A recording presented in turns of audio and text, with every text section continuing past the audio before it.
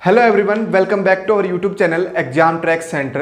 देखो, इस वीडियो में हम डिस्कस करेंगे एचपीएससी का जो एग्जाम हुआ था अभी लेक्चरर का, पॉलिटेक्निकल कॉलेज के लिए लेक्चरर का एग्जाम हुआ था फिजिक्स के लिए स्पेशली। मैं डिस्कस करूंगा इसके अंदर जो उसकी आंसर की आ चुकी है और कौन कौन से क्वेश्चन जो है आप उसमें ऑब्जेक्शन डाल सकते हैं, मतलब उनके आंसर जो है गलत दे रखे हैं, वो क्वेश्चन मैं आपको बता रहा हूँ। ठीक है, तो आप लोगों को क्या करना है, एक तो ऑब्जेक्शन इस पर डालना है, सभी को डालना है। वैसे तो एक जना डाल देगा तो भी काम चल जाएगा, लेकिन आप सभी लोग डाल दो क्योंकि इस पर चार्जेस तो है नहीं।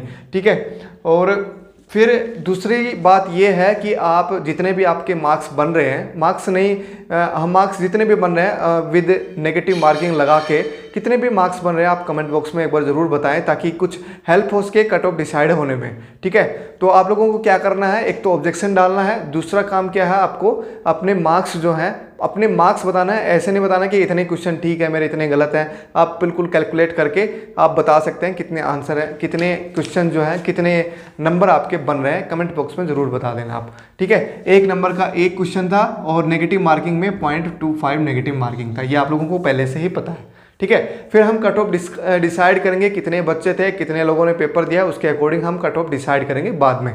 ठीक है, फिलहाल काम हमारा ये है कि हम सिर्फ क्वेश्चन बता रहे हैं आपको जिनके ऑब्जेक्शन आपको डालने हैं। ठीक है, तो देखो एक क्वेश्चन था, which of the following is correct set of eigen value of the Hermitian matrix 2 1 -1 2 2 iota minus iota 2। एक मैट्रिक्स है हमारे पास ये। ठीक है, हमें इसकी आइगन वैल्यू निकालनी है, कितनी आएगी, हर्मिटियन मैट्रिक्स है। ठीक है, तो इस मैट्रिक्स की हम आइगन वैल्यू कैसे निकालेंगे, तो आइगन वैल्यू निकालने के लिए हम क्या करते हैं, जैसे इस मैट्रिक्स को हम मान लेते हैं ए है, तो ए माइनस लेमडा आई और उसका डिटरमिनेंट इक्वल टू 0 हम पुट करते हैं। तो a माइनस आई जो है आइडेंटिटी मैट्रिक्स है 2/2 की 1 0 0 1 होती है, तो इसमें से हम माइनस करेंगे तो सिर्फ इन दोनों एलिमेंट्स में माइनस होगा। 2 माइनस लेमडा, ये iota same, minus iota same, 2 minus lambda और इसका डिटरमिनेंट कैसे होगा, इन दोनों का प्रोडक्ट माइनस में इन दोनों का प्रोडक्ट, तो इन दोनों का प्रोडक्ट करेंगे तो 2 माइनस लेमडा का होल स्क्वायर और माइनस साइन के साथ इन दोनों का और करना product with minus iota square. ठीक है, और आयोटा स्क्वायर जो होता है 1 होता है, सॉरी -1 होता है, तो -1 और ये एक माइनस और है, ये दोनों प्लस हो गया, तो ये +1 हो गया अंदर, एक बच गया माइनस से बाहर, तो इस 1 को मैं उधर ले जाता हूँ। अब माइनस साइन था तो यहाँ +1 बच जाएगा। ठीक है, दोनों तरफ हम क्या कर सकते हैं, स्क्वायर रूट ले लेंगे, तो स्क्वायर रूट लेंगे तो दोनों साइन आएंगे यहाँ पे +-1। एक बार प्लस लोगे तो ये बनेगा 2 minus lambda is equals to 1 और लेमडा बनेगा 1। अगर -1 लोगे तो 2 minus lambda is equals to -1, lambda को उधर ले जाओ, इसको इधर ले आओ, तो लेमडा इज इक्वल्स टू 3। तो ये आंसर बनेंगे इसके 1 और 3। इसका ऑप्शन नंबर 3 जो है ठीक होना चाहिए, सी ऑप्शन, लेकिन उन्होंने आंसर दिया है ये 1 माइनस आयोटा, ये आंसर इन्होंने दिया है जो कि गलत आंसर है। ठीक है, इस पे आप ऑब्जेक्शन डाल सकते हैं, इसका प्रूफ मैंने करके दिखा दिया आपको क्या आंसर आएगा। ठीक है, इसके बाद क्वेश्चन नंबर है अपना, जैसे अलग अलग सेट में अलग अलग क्वेश्चन होंगे तो उसके अकॉर्डिंग मैं बता रहा हूँ। तो अगला क्वेश्चन है अपना मोबिलिटी के ऊपर, जो 12th क्लास में आती है मोबिलिटी, उसके ऊपर क्वेश्चन है। ये भी हालांकि 12th क्लास का ही है वैसे तो। मोबिलिटी के ऊपर क्वेश्चन है। क्वेश्चन ये है कि कोई भी हमारे पास एक कॉपर का एक मटेरियल है और उसके अंदर इलेक्ट्रॉन्स है, उनकी नंबर डेंसिटी हमारे पास गिवन है 9 × 10⁻28 नंबर डेंसिटी है, ये number of electron divide by volume. ठीक है, और कंडक्टिविटी उसकी गिवन है 6 × 10⁻7 विद SI यूनिट्स। ठीक है, हमें निकालनी है इसकी मोबिलिटी, हमें निकालनी है। तो मोबिलिटी का जो फॉर्मूला होता है, कंडक्टिविटी का फॉर्मूला होता है NE इंटू में मोबिलिटी, तो मोबिलिटी हम निकालेंगे σ/N इंटू में E with the electronic charge. E की वैल्यू होती है 1.602 × 10⁻19 कूलम SI यूनिट के साथ। ठीक है, तो यहाँ पे वैल्यू पुट करोगे, सिग्मा की वैल्यू ये रही अपने पास, N की वैल्यू ये रही और E की वैल्यू ये रही, तो ये वैल्यू पुट करोगे तो इसका आंसर आएगा 4.16 × 10⁻3। एग्जैक्ट आंसर ये आएगा इसका। ठीक है, तो इसका आंसर जो है सी ऑप्शन है, ये सी ऑप्शन होना चाहिए इसका करेक्ट आंसर। इन्होंने आंसर जो दिया है वो आंसर दिया है 5 × 10⁻3, जो कि गलत होगा। ठीक है, एग्जैक्ट आंसर अगर आप वैल्यू पुट करोगे 1.6, अगर कैलकुलेटर से भी यूज करोगे तो इसकी वैल्यू एग्जैक्ट होती है 1.602, वो वैल्यू एग्जैक्ट वैल्यू यूज करोगे तो वहाँ पे आएगा 4.16 पॉइंट कुछ आएगा। ठीक है, और ऐसे कैलकुलेट करोगे तो यही आएगा 4.16 आंसर, इसका एग्जैक्ट आंसर आएगा इसका। तो यही ऑप्शन इसका ठीक होगा, सी ऑप्शन।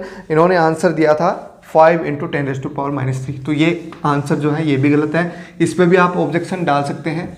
ठीक है, इसके बाद हमारा क्वेश्चन है जैसे नेक्स्ट बैंड स्ट्रक्चर वाला, जिसमें इफेक्टिव मास निकालना पूछ रखा था। तो उसमें हमारे पास एनर्जी गिवन थी beta cos kxa cos ky a और कोस kz a।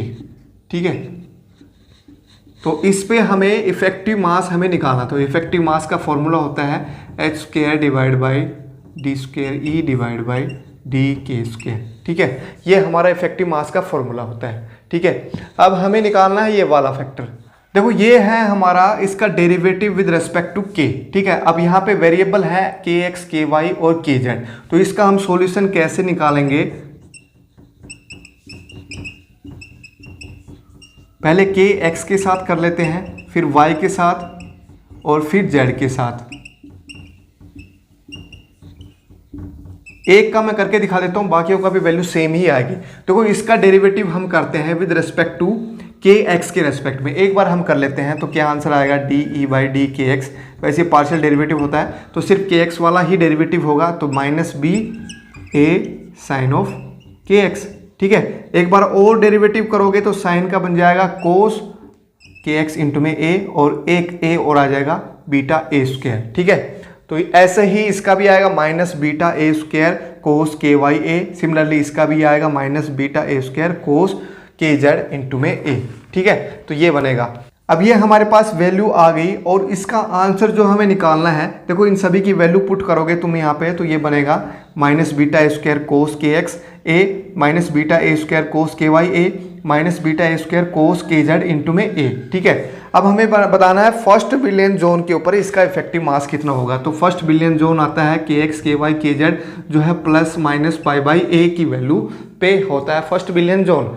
ठीक है, तो kx की जगह π/a पुट करोगे यहाँ पे तो π/a से a कैंसिल, कोस पाई जो होता है -1 होता है, तो ये बन जाएगा बीटा a²। ठीक है, सिमिलरली ये भी बीटा a², ये भी बीटा a², तो 3 बीटा a² बन जाएगा और इसका आंसर जो आएगा फिर h²/3 बीटा a²।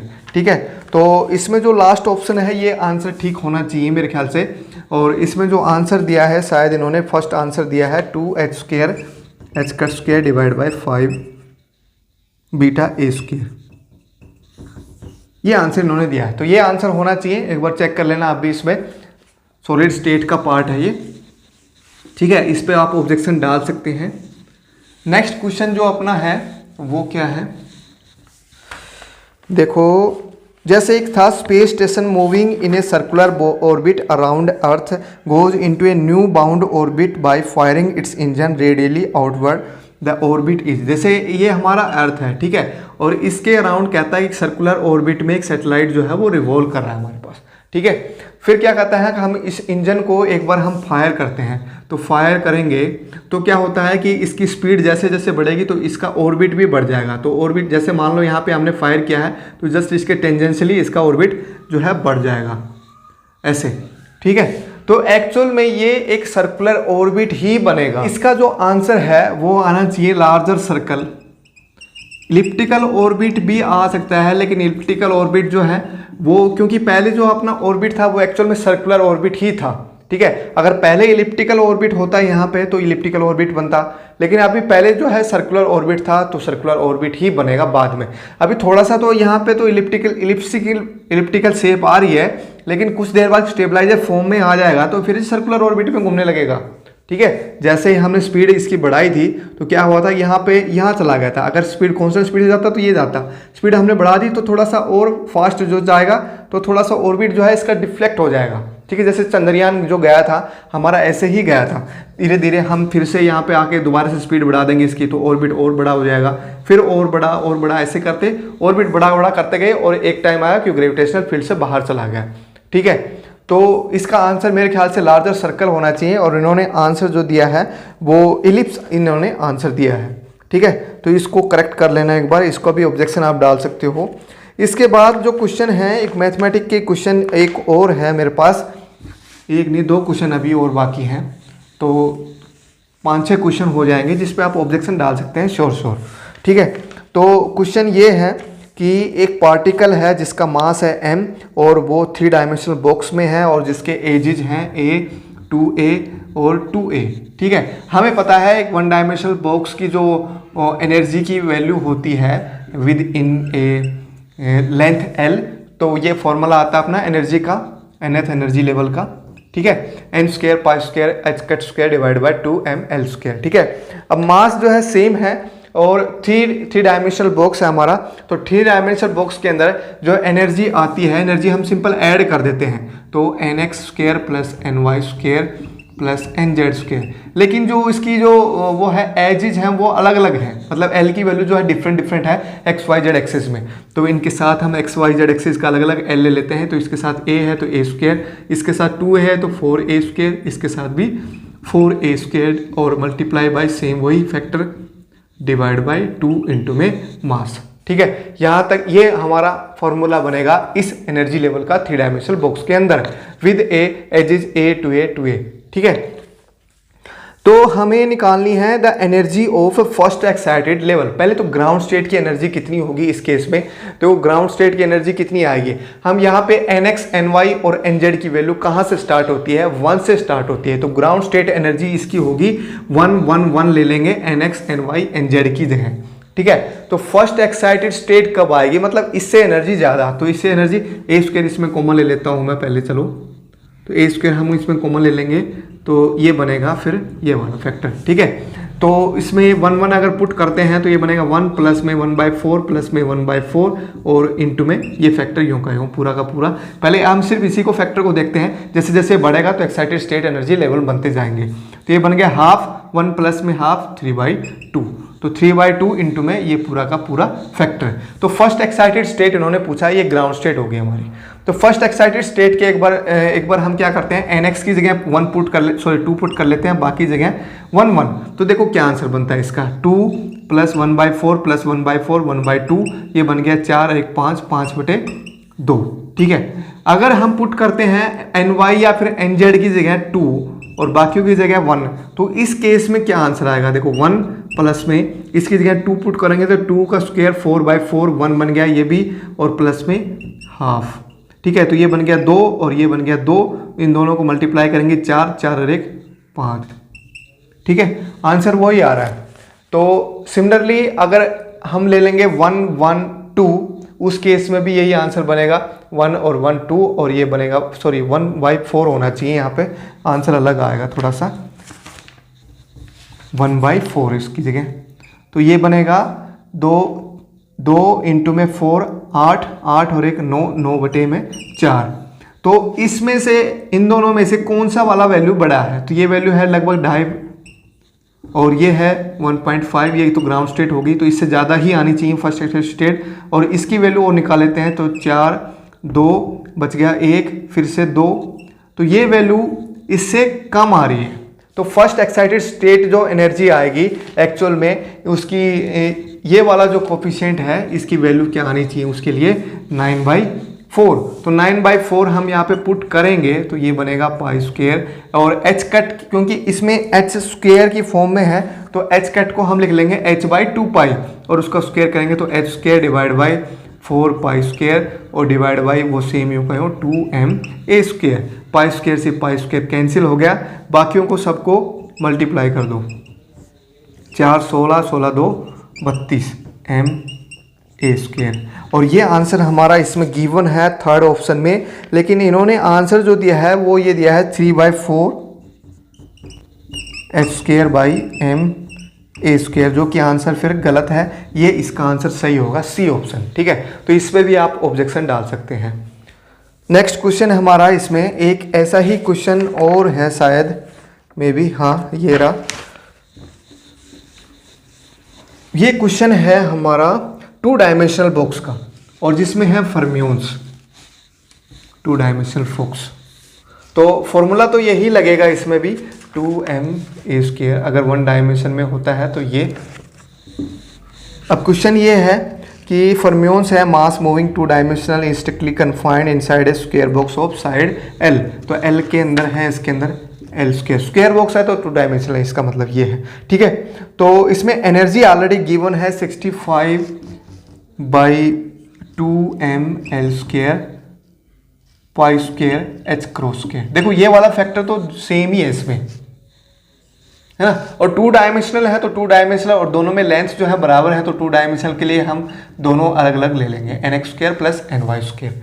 ठीक है, तो मतलब क्या है कि n x square plus n y square की वैल्यू 65 आनी चाहिए। तो ऐसे कौन कौन से कम्बिनेशन बनते हैं जिसमें इसकी वैल्यू 65 आती है? तो जैसे है एन एक्स की वैल्यू मैं ले लूँ 8 और एन वाई की ले लूँ मैं 1, तो इन दोनों का स्क्वायर करके ऐड करो तो 65 ही आएगा। एक बार इसको 1 और 8 ले लेता हूँ मैं, ठीक है, तो भी यही सेम आंसर आएगा। 7 और 4 ले लेता हूँ तो भी यही आएगा, 4 और 7 में ले लेता हूँ तो भी यही आएगा। ठीक है, तो ऐसे टोटल 4 केस ही बनते हैं, लेकिन आंसर में इन्होंने 8 केस बना रखे हैं जो कि पॉसिबल नहीं है। एन एक्स एन वाई की वैल्यू तुम पुट करते जाओ और इनका स्क्वायर का सम जो है 65 आना चाहिए, तो ऐसे सिर्फ 4 केस ही बनेंगे मेरे ख्याल से। और तो इसका आंसर जो होना चाहिए 4 आंसर आना चाहिए, जो कि बी ऑप्शन के अंदर है, और इन्होंने जो आंसर दिया है वो 8 आंसर दिया है जो कि सी ऑप्शन में है। ये आंसर गलत है। ठीक है, तो इसका आंसर आना चाहिए 4। ठीक है, तो ये इसका आंसर है। और कोई क्वेश्चन में देखता हूँ कोई प्रॉब्लम है तो जिसमें मतलब करेक्शन हो सकता है कुछ, तो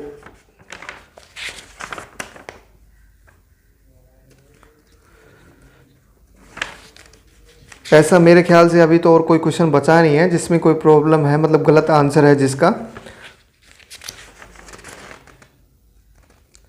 तो यही क्वेश्चन थे जिनमें आप ऑब्जेक्शन डाल सकते हैं। बाकी और कोई क्वेश्चन में आपको डाउट है, मतलब जिसका आंसर आपको नहीं आया और आपको लगता है वो क्वेश्चन गलत है, तो वो क्वेश्चन भी आप कमेंट बॉक्स में बता सकते हैं कि कौन सा क्वेश्चन आपको गलत लग रहा है, तो उसके अकॉर्डिंग हम उसका सॉल्यूशन भेजने की कोशिश करेंगे आपको। ठीक है, तो आप लोगों को क्या काम करना है, एक तो ये ऑब्जेक्शन डालने हैं जितने भी क्वेश्चन मैंने बताए हैं 5-6 क्वेश्चन, और दूसरा काम क्या है, आपको कमेंट बॉक्स में आप अपने मार्क्स जो है एक बार बता दीजिए, ताकि मैं कट ऑफ डिसाइड कर सकूं कि कितनी कट ऑफ तक इसकी जा सकती है, क्योंकि इसमें सीटें बहुत ही कम है, तो उसके अकॉर्डिंग फिर हम डिसाइड करेंगे कि कितनी कट ऑफ जा सकती है।